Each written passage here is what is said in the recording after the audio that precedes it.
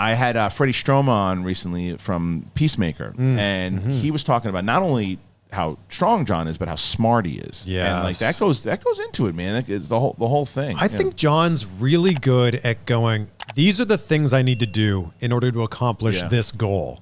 And he's really good in WWE doing that. He's been so good in Make-A-Wish doing that. And now he's crushing it in Hollywood.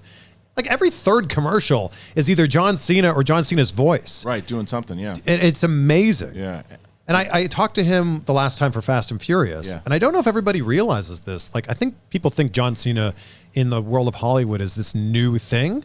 He made his first movie 16 years ago. The Marine? Yeah. And he said he didn't even want to be an actor. Stone Cold Steve Austin was supposed to be the star of that movie. Oh, really? It didn't end up happening. Is that what happened? Yeah. Wow. Vince calls him last minute and goes, "What, do you want to do this movie? It'll help us sell more tickets." And he's basically like, "Oh, if it'll help us sell more tickets, then sure, boss, I'll do this." Yes, and you asked him that. Was that I don't know if it was the same interview, but you asked him because he was on record talking about Dwayne Johnson, saying that he should be around more and doing that, and then he went back on those comments when he said, and to give him his credit, he said, "I was wrong." Yeah, and not only did he apologize, he like gave Rock or Dwayne his flowers. And basically said, like, I wouldn't be here if it wasn't for the path that he blazed for me and everyone else who wants to be an actor. Same interview?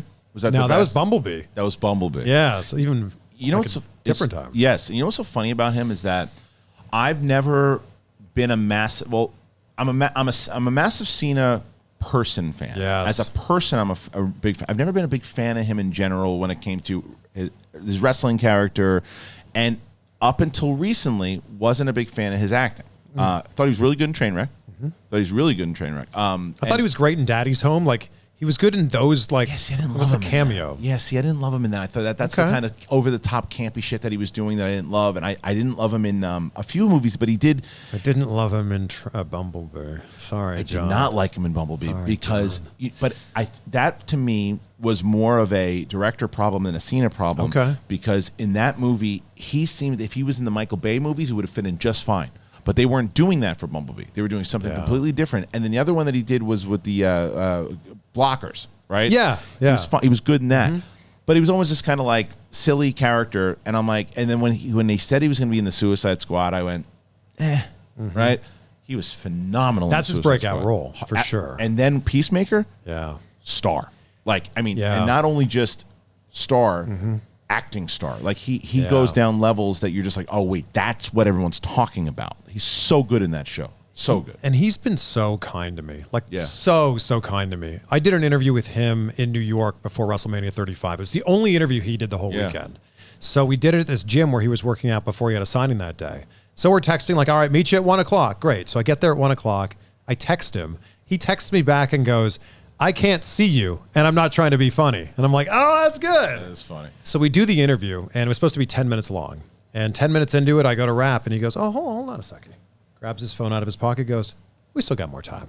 That's awesome. Oh my gosh, how much more time? He goes, just keep going. I'll let you know. So I ask him a few more questions. And then I'm like, well, John, like, you've been so generous with your time. He goes, hold on. We got time for one more question. And I'm like, oh my gosh, like, this is amazing. Like, thank you. Yeah. So the 10-minute interview ended up being like 20 plus minutes. Yeah. And then later that year, I was rewatching the interview because I was doing a list of my favorite interviews of the year. So I sent him a text. I want to read this to you. I sent him a text and just said like, hey, like the interview was so great. Like, thank you so much. And I expected him to like give me a thumbs up or like, you got it, man. Right.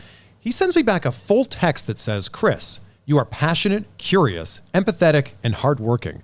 All the traits needed for success in any field.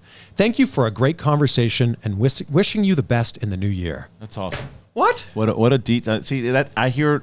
He didn't need to do that. No, he didn't. And I hear that about him all of the time. People talk about that. My buddy worked with him on. He was a producer on stuff. Said the same thing. Said just he's not one of those guys that just shines you on. Like what he says, he's listening, he's paying attention, and like he obviously he's read your personality, and he's spent enough time with you that he can feel comfortable sending you that. And it's not just, he knew it would probably make your day, and that's why he did it also. Yeah, he's just he's such a genuine person. Yeah, seems like it. Like him writing back like, you got it, man, would have been great. Yeah, right. But the fact that he took the time to give such a thoughtful response, yeah, and I think that speaks a lot to who he really is. How did you meet him? originally? So I've interviewed him a bunch of times. Was it a junket the first time or something? Yes, Yeah, okay. but then we had a mutual friend that was like, hey, would you ever want to interview John Cena? And I'm like, yes, of course I'd want to interview John Cena. Yeah.